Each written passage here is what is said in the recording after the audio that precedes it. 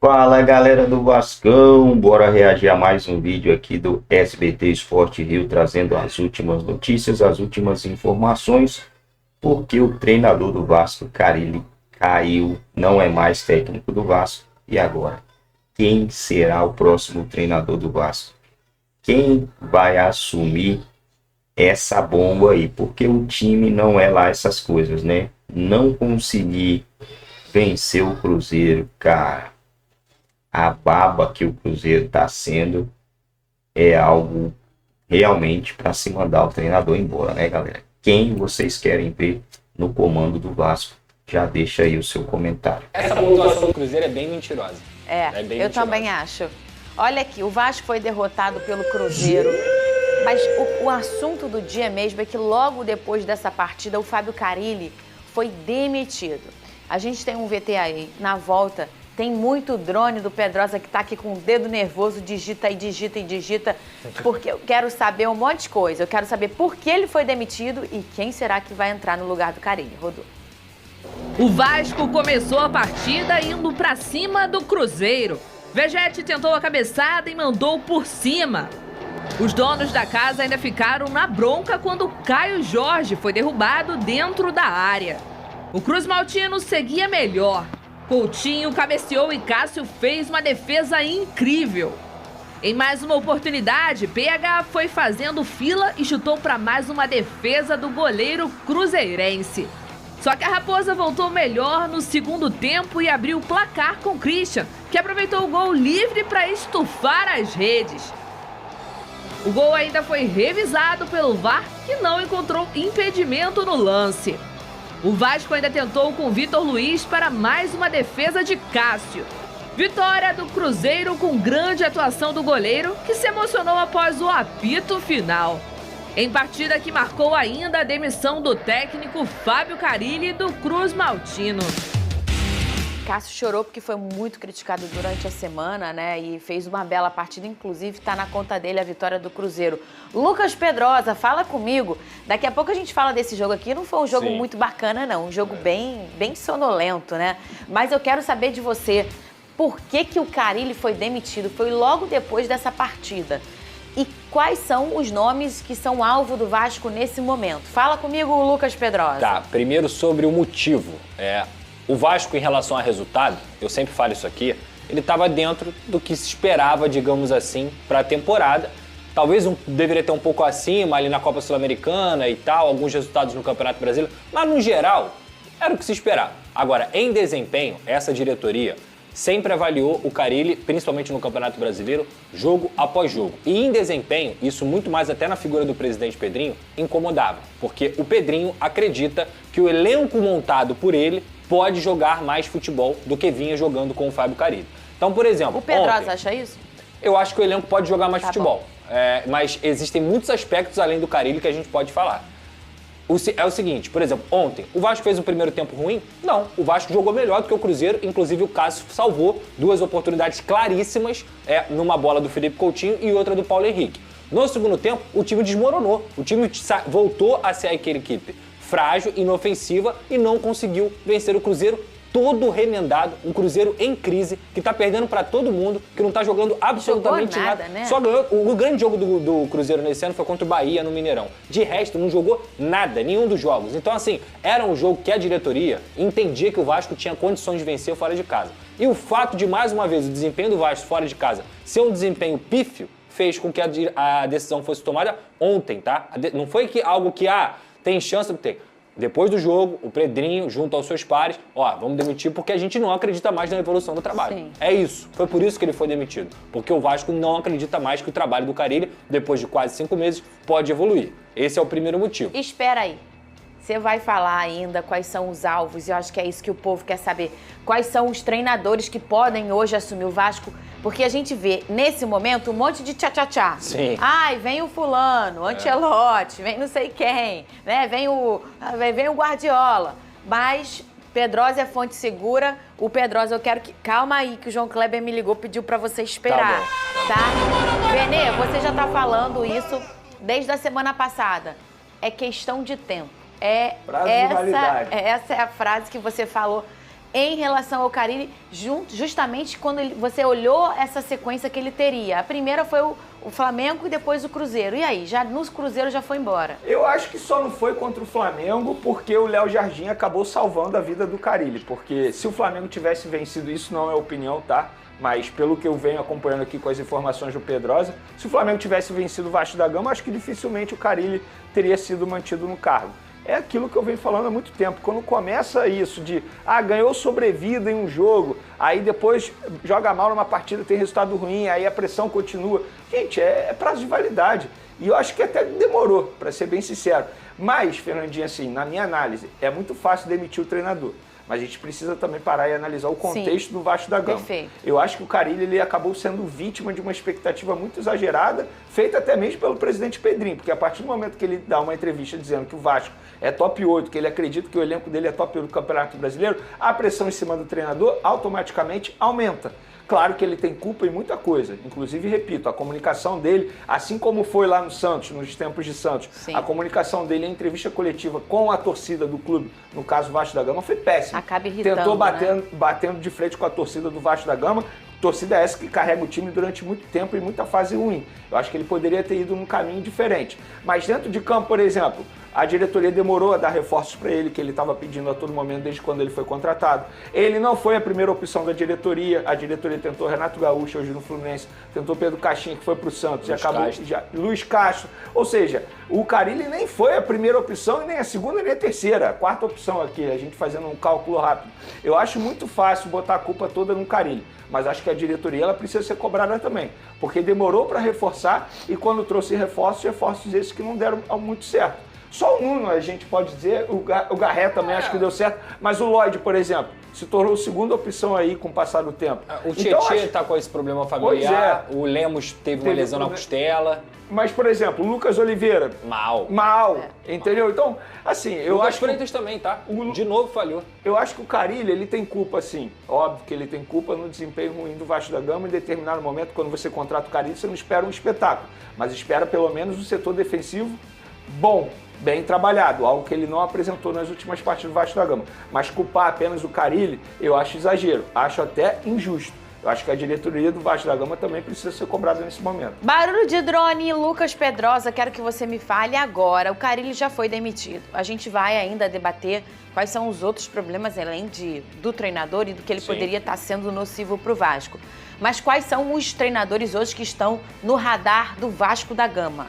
Vamos por eliminação de nomes que foram especulados e que não tem nenhuma chance de serem os treinadores do Vasco hoje. Jorginho, pelo que eu conversei, chance zero. Thiago Carpini, que hoje está empregado no Vitória, está balançando no cargo, muita pressão por lá. Bom treinador. Bom treinador, mas o Vasco não fez contato por ele. É um treinador Não que fez contato? Não fez contato. Tem gente dizendo que fez contato. Pelo que vi eu isso. apurei, o Vasco não fez contato com o Thiago Carpini. Outro nome, Emiliano Dias, que muita gente pede pela torcida do Vasco. O Vasco não tem ele nos planos, apesar de ser um treinador que aceitaria sentar para conversar.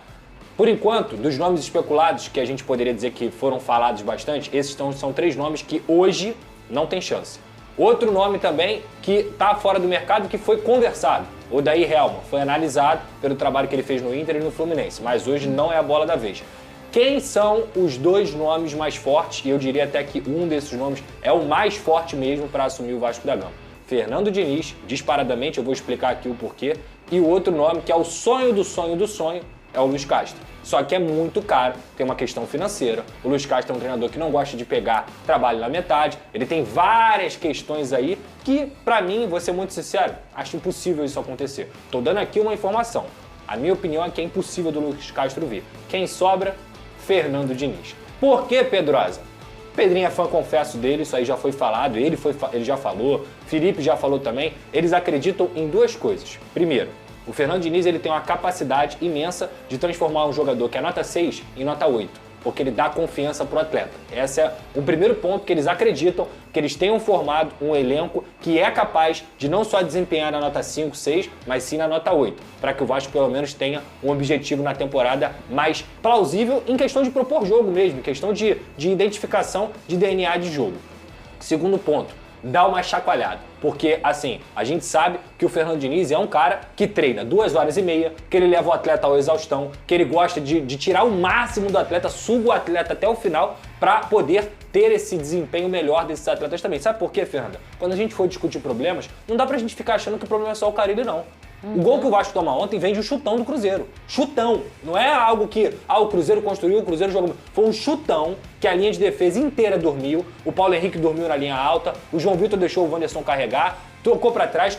A bola passou por debaixo do Lucas Freitas e o Vitor Luiz não conseguiu acompanhar. E se a gente for pegar os gols que o Vasco tomou no Campeonato Brasileiro, a maioria tem erros individuais incluídos nessa situação. E erros individuais claros.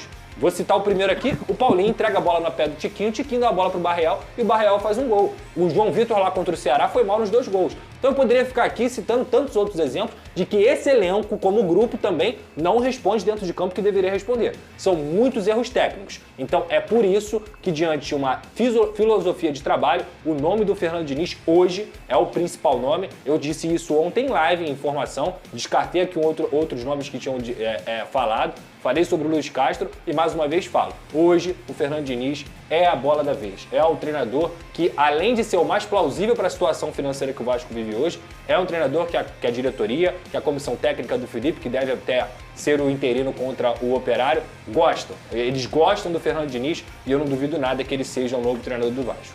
Esse é um tom de informação. Eu quero a opinião do Pedrosa, mas antes eu também vou na opinião do Venê. Você acha que hoje o Fernando Diniz é um bom nome para o Vasco, para resolver os problemas do Vasco? Você também pode opinar na nossa hashtag. Põe a hashtag aqui para o povo falar também. Eu gosto que o povo dê opinião. Hashtag SBT Esporte Rio. Será que ele é a solução dos problemas do Vasco? Tá aqui a nossa hashtag, você pode dar sua opinião. Você acha, Vene, que o Fernando Diniz é o melhor? E a gente também vai ver, sabe o quê? Um reencontro de Fernando Diniz com o Tietê, né? Eles tiveram um problema ainda, né, no São Paulo e aí, se for realmente o treinador, eles vão acabar se reencontrando no Vasco da Gama. Diz o Diniz que já pediu desculpa pro Tietê. E eu acho que isso realmente já aconteceu. Fernandinho, te respondendo, diante das opções que o Vasco da Gama tem no mercado, eu acho um bom treinador, um bom nome. Mas se eu fosse o Fernando Diniz, eu não assumiria o Vasco da Gama nesse momento. Você não assumiria? Eu não assumiria. Acho que seria arriscado para a carreira dele. Eu não vejo, embora ele melhore, e eu concordo com essa análise aí que a diretoria do Vasco da Gama tem sobre o Fernando Diniz, que ele melhora jogador, que é um jogador, que é um treinador que tem convicção no trabalho, que tira ao máximo do jogador. Eu acho ele um baita treinador. Só que por mais que ele faça isso hoje no Vasco da Gama, qual sucesso ele teria? De verdade. Eu acho que ele tem muito mais a perder do que a ganhar se ele assume o Vasco da Gama nesse momento. E teoricamente hoje ele é um treinador valorizado. Ele é um treinador valorizado no mercado. Aí a gente vê a todo momento treinador sendo demitido. Então acho que se ele esperar um pouco mais, talvez ele tenha algo melhor para a carreira dele nesse momento. Até porque é um elenco que ele não participou, ele não montou esse elenco. Então o Fernando Diniz, ele gosta muito de pegar trabalho no começo. Então eu, no lugar dele, eu não assumiria o Vasco da Gama. Mas eu, no lugar do Vasco da Gama, tentaria convencê-lo a assumir o Vasco nesse momento. Você acha, então, que ele é a melhor opção? Sim, sim. Ô, Pedrosa, agora eu quero a sua opinião. Você trouxe todas as informações. O que o Pedrosa trouxe até aqui foi informação. Agora eu quero a sua opinião. Você acha que o Fernando Diniz é a melhor opção hoje para o Vasco? Ele tem muitos prós e muitos contras também, Fernanda. O trabalho do Fernando Diniz, ele consiste em risco. E assim, se a gente for parar para analisar, a linha de defesa do Vasco da Gama não é uma linha de defesa que você olha e fala assim, todos esses caras têm total capacidade de jogar curto. Todos esses caras têm total capacidade de sair jogando. Ele fez o Fábio jogar com os pés. Ok, o Léo Jardim não é bom jogando com os pés. Pode ser que ele consiga fazer o Léo Jardim jogar com os pés? Pode ser. Agora, hoje, o Léo Jardim não é um goleiro que sabe jogar com o pé. O João Vitor erra torto e à direita quando tem a bola no pé. O Paulo Henrique é muito mais um jogador de tiro do que de jogo curto. O Lucas Piton, sim, ele se encaixa perfeitamente no trabalho do Fernando Diniz, que é um jogador muito técnico. O Hugo e o Jair, não vejo problema. Tietê, também não vejo problema de se encaixar no jogo. Coutinho, nem se fala. Nuno, nem se fala. Do meio pra frente, o único que talvez não se encaixaria no jogo do Fernando Diniz é o Verratti. Mas se ele conseguir construir uma equipe pro Verratti dar só o toque final, eu acho interessante. O ponto pra mim é o seguinte, vai ter paciência com o treinador? Porque não adianta pedir o Diniz, daqui a 5 jogos falar fora Diniz. Porque o trabalho dele consiste em tempo. Ele tem que ter tempo para treinar. E teoricamente, nos próximos jogos, há jogos decisivos pro Fernando Diniz. Tem o Operário fora de casa, tem o Puerto Cabello fora de casa, tem o Lanús fora de casa.